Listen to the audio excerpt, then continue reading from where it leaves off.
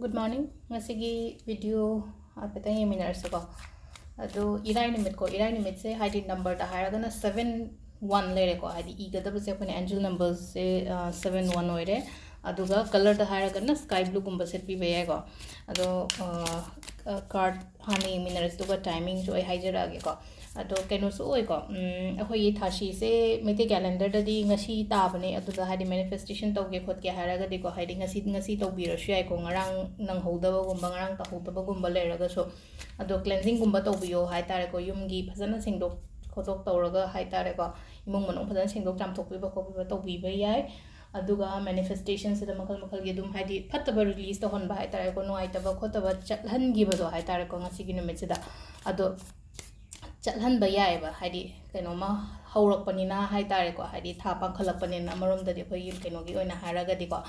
adudana hadi se da manifestation to ba hadi negativity release to hon ba aina pam da ba ko ta ba adum ba mayam da loina keno to bi ba yare ko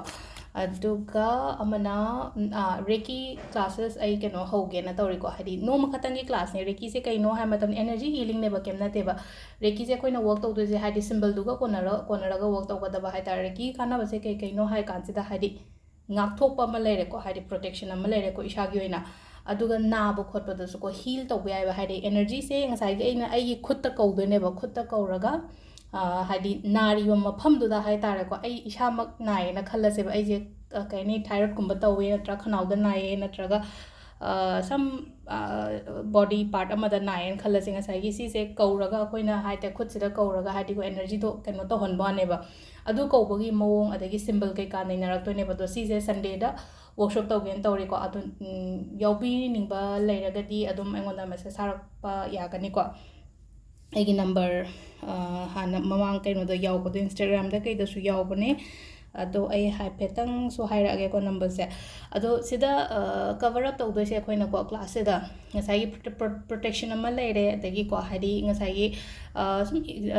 depression gumba leibo khot pa haira sine ko hari sugumba da so hai tare ko work to eba tumba ya da ko ta ba adugi problem leibo ko pa ngasai reki se tamba matam da isha khatangi na tab ai imung da hai tare ko aina haira ga di akoi ima baba hoi da buk ta hai de ko akoina tawbi be ai ba sigi pot se ado reki class se yaubi ningba leraga di ko ai number adum hairage ko 62840 ko 62840 12412 sigi number sida ko 62840 ko sida adum keno to bura message oina drop to biro ko haidi call to matam dai khitang pharak taraga di pack to siya ko to message drop to biro adu haidi sigi reiki gi class se haidi yahobi hadi workshop se hai tare ko sunday da tawge na sunday evening gumba da lakani ko hadi sunday shuti oben numit gumba da oina hadi online da ora kani zoom dene live class ne hadi takka da bane ba do ai shamang na conduct taw gadam ni ko sisi ma taw bi ba yare aduga akoi ko ha aduna sai am da legre adu ngasi card me se sa petang yemina se ko ma'am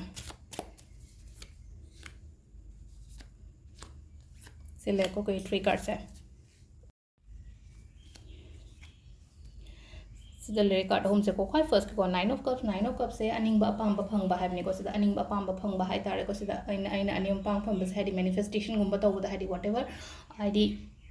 isha aina manifest tawri se hadi aina phangja ba khocha ba adu maina gumba le ko adu ngasi se numit so mo ina hain ko manifestation gumba to ko lo na hain hai tare ko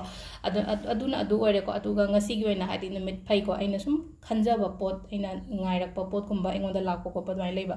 number 2 jina ko hadi laiba card se ko hadi ai se ngasi se keno ma chat ke na tra keno ma tawge kai kala khanjana raga le ready di oire bai se hadi chatlage na prepare di tawraga sum khallaga sum leibudo hadi pangthok ta ba hai tar ko action gum lo da ba khota ba main gum ba haira ni ko da ataraga di ngasi ai na chat ke na khali ba pot to chapiro ko aduga last ke se na ko last ki card se na hai tar ko hadi ngasi se ai oina hai tar ko guidance phangani ko mingon dege ai oja guru oiro na traga ichel keno hadi ai gi mathak thongba mi dege hai tar ko aingonda knowledge komba yamna phangba mi na takpi ba guide to bi ba adumaina hai tar ko lambi pi bi ba gumba adumaina oina oi ba hai tar ko mating la pa hai asne ko samna hai ba adu leire ko aduga timing sina ayuki pung manga dagina mapan ga mini kuntra ta le phawng leire ko dai trama thoi ga mini mapan dagina baru ga mini nipu ni thoi phawng leire ko adai ahung ga mini nipu taru dagina manga ga mini tram pan si nang dawrum gene ko nung dang gina mu nipan ga mini tara mari dagina mapan ga mini nipu ni thoi phawba aduga ahing nung ya gina mu trama thoi ga mini tara dagina ꯅꯣꯡꯉꯥꯜꯂꯝꯗꯥꯏꯒꯤ 3:32 ꯐꯥꯎꯕ ꯁꯤꯁꯤꯅ ꯉꯁꯤꯒꯤ ꯑꯣꯏꯅ ꯑꯩꯈꯣꯏꯒꯤ ꯑꯐꯕ timing ꯀꯣ ꯑꯗꯣ ꯀꯩꯅꯣ ꯁꯤꯗ ꯂꯩꯔꯦ ꯂꯣꯏꯅꯃꯛꯀꯣ ꯀꯂꯔꯁ ꯅꯝꯕꯔꯁ ꯀꯥꯔꯠ ꯃꯦꯁꯦꯖ ꯀꯣ ꯑꯗꯣ ꯃꯈꯥ ꯇꯥꯕ ꯑꯃꯨꯛ ꯀꯣꯟꯅ ꯑꯃꯨꯛ ꯌꯦꯡꯃꯤꯟꯅꯔꯁꯦ ꯚꯤꯗꯤꯑꯣꯁꯦ ꯊꯦꯡꯛ ꯌꯨ